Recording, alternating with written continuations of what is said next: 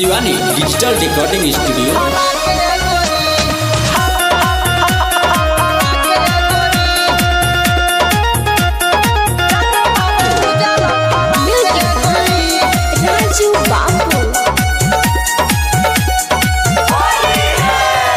होली में तू लागेलू झका से गोरी, झका से गोरी, झका से गोरी। होली में तू लागेलू झका से गोरी, जान मारे उजर फरा के गोरी। सही सही कहतानी बाते गोरी, जान मारे उजर फरा के गोरी।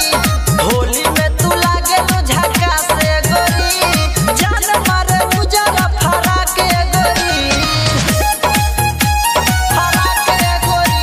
Shivani digital recording studio Sirauli.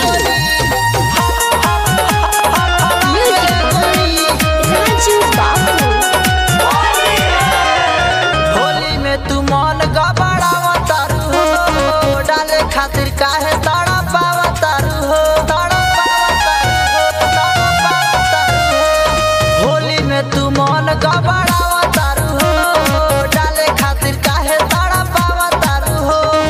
लागल बाटे मनवा में आसे गोरी, आसे गोरी, आसे गोरी। लागल बाटे मनवा में आसे गोरी, जान मारे उजर फरा के गोरी। होली में तू लागेलू झका से गोरी, जान मारे उजर फरा के गोरी। सही सही कहतानी बाते गोरी, जान मारे उजर फरा के गोरी, फरा के गोरी।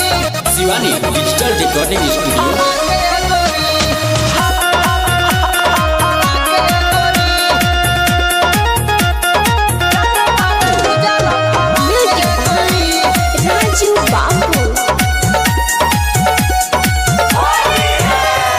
एही से हम पूछी हाल चाले गोरी, हर साल करेलू बवाले गोरी, बवाले गोरी, बवाले गोरी। एही से हम पूछी हाल चाले गोरी, मार्केट में करेलू बवाले गोरी।